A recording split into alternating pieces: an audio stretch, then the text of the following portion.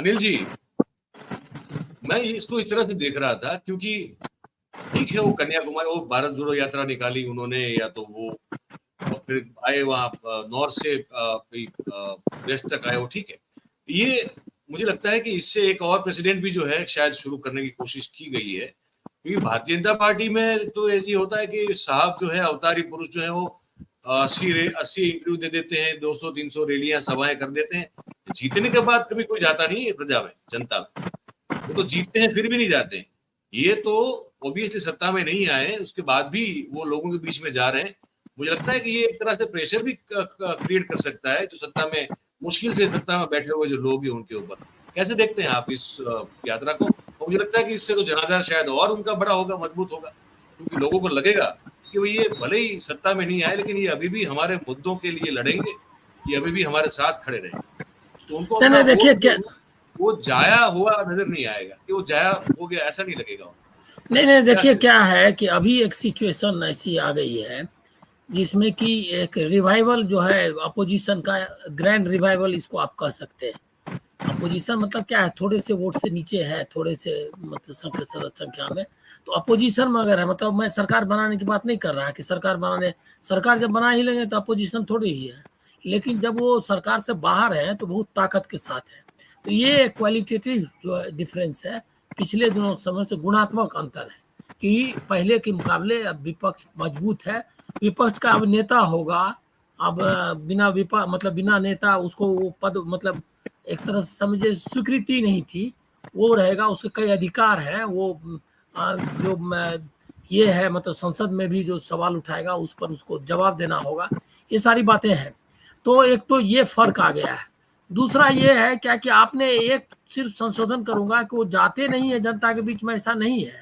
अवतारी पुरुष जाते हैं जनता के बीच में, लेकिन उनका वो जाते हैं पीएमओ से बीजेपी हेडक्वार्टर तक, और उसमें एक झूठ जो है, जो मतलब आप बताइए कि कोई भी दुनिया का कोई भी प्रधानमंत्री या कोई भी नेता इस तरह का मिथ्या व्यवहार नहीं करेगा।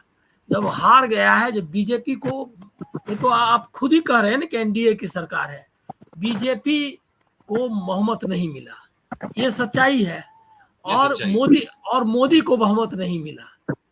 मोदी के नेतृत्व में जो एनडीए है उसको बहुमत मिला।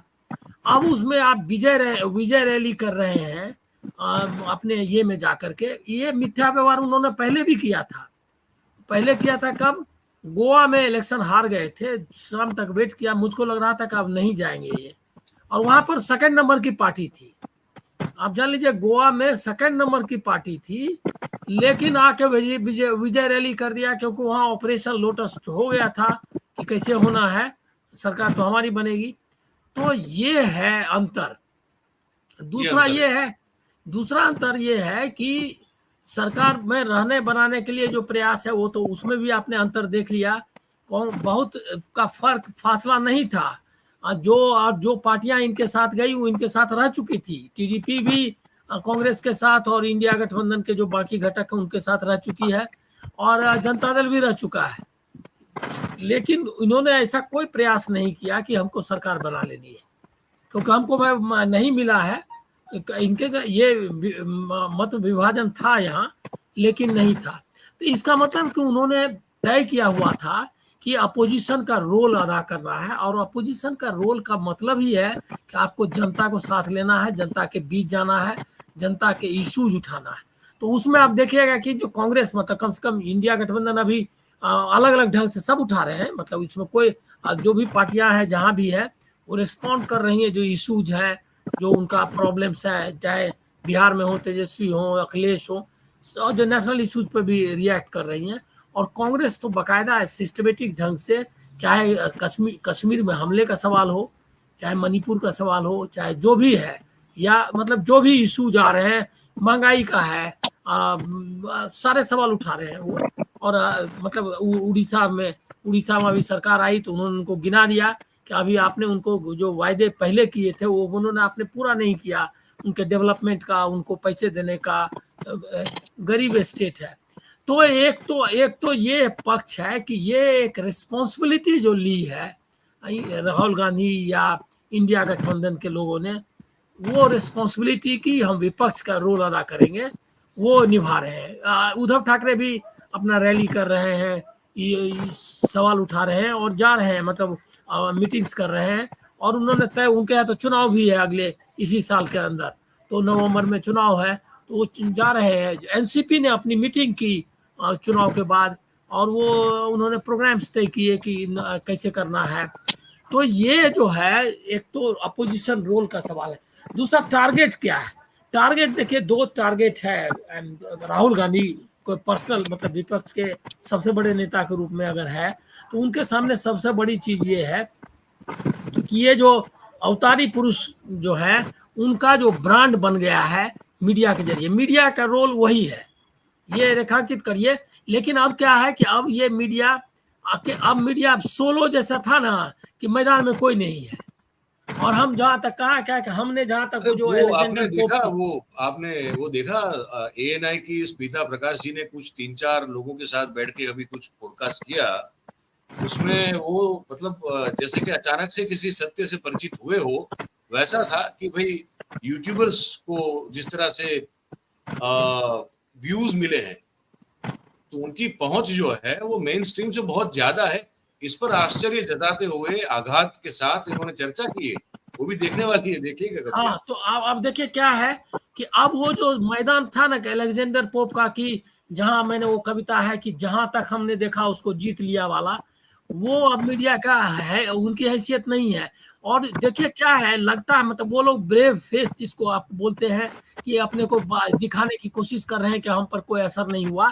लेकिन आप उनका बॉडी लैंग्वेज से देख सकते हैं। हम लोग भी तो पत्रकार ही हैं, इतने साल तक तो कोई घास नहीं छीलते रहे हैं, तो हमको तो पता है कि आप जो बोलते हैं और आप जो व्यवहार करते हैं, उसमें आपका जो, आपके मतलब जो हृदय की, मतलब आपका जो ताकत है, जो वो उसका दिखाई देता है। तो वो जो है, जो रिजल्ट आया है, और लोगों ने जिस तरह से उसको जो जो रिजल्ट के नहीं, उनके सामने तो टेबल पर, मैं तो रह चुका हूँ ये में भी, क्या कहते हैं, टेलीविजन में भी काम कर चुका हूँ, बहुत कम हिस्सा तक मैं रहा वहाँ, बाद में फिर प्रिंट में लौट आया। लेकिन वो मैं देख चुका हूँ, वो तो पूरी लिस्ट आती है, जो रोज की मीटिंग होती है, तो जो चैनल हेड्स हैं उनके पास पूरी लिस्ट आती है कि आज आपको कितने लोगों ने देखा। और आप जो, और आप माने या जो आपने जैसे इंटरैक्शन का था, कॉलर्स का हम लोग करते थे प्रोग्राम, कॉलर्स का प्रोग्राम चलवाते थे, तो वो प्रोग्राम्स में कितने लोगों ने कॉल किया, और वो उसका मतलब क्या, वो सारा डिटेल्स मॉर्निंग में जो है टेबल पर आ जाता है, हम लोगों के टेबल पर आ जाता था जी जी। कि जो है ये है। तो वो जो है उनको वो डिटेल्स भी पता है, वो जितना आपको पता नहीं है, या जो यूट्यूब की बात कही गई उससे भी ज्यादा डिटेल्स में मतलब वो एनालिसिस आ गया होगा। तो ये है कि विपक्ष के सामने, और मीडिया जो सोशल मीडिया है, विपक्ष का मीडिया, अब उसको अलग अलग आप मत देखिए। मैं पहले से ही कहता रहा हूं कि हम जो है विपक्ष की आवाज है और विपक्ष में है। हमको कोई न्यूट्रलिटी वगैरह वाला नाटक करने का, और बैलेंसिंग एक्ट, ये सब करने की कोशिश अब भी नहीं करनी चाहिए। और चुनाव के दौरान तो बहुत कम लोगों ने की, इन कुछ लोग अभी भी करना चालू हुआ है, जैसे आरएसएस वगैरह की जो नैरेटिव चल रही है, वो नहीं करनी चाहिए। तो विपक्ष के सामने मुद्दा, राहुल गांधी के सामने, जो एज ए टॉप, मतलब सबसे बड़े नेता के रूप में, वो ये है कि उनकी जो जो वो लगातार बोल रहे हैं, दोनों जगह उन्होंने कहा कि वो हारते हारते बचे। ये है कि जो मोदी की जो मतलब लार्जर देन लाइफ इमेज जो है, उस इमेज को छोटा करना है, और उसको जो ये ब्रांड को, उसको काफी तोड़ दिया है उन्होंने। उस ब्रांड को वो बता रहे हैं कि किस तरह से आप व्यवहार कर रहे हैं, जो लेता नहीं था प्रेस कॉन्फ्रेंस, वो किस तरह से मिल रहा था चुनाव में। तो वो एक ब्रांड को खत्म करना है। दूसरा कि पब्लिक को अवेयर करना है उन इशूज के बारे में, जो इशूज को लेकर के ये सरकार को चुनौती देनी है, वो है। और मेरा अंदाजा है कि ये बात इतनी, तो आप अभी मतलब ये बात ज्यादा लग सकती है लोगों को, लेकिन मैं आपको कहूंगा कि जितनी कठिनाई में है भारत की जनता, जिस तरह का इकोनॉमी चल रही है, या जिस तरह का सिचुएशन पैदा हुआ है, कई सेक्शंस जिस तरह से दबाए गए हैं और आगे भी दबाए जाएंगे, तो एक बड़ा रिजेंटमेंट, एक बड़ा मूवमेंट जो है साल भर के अंदर हो सकता है।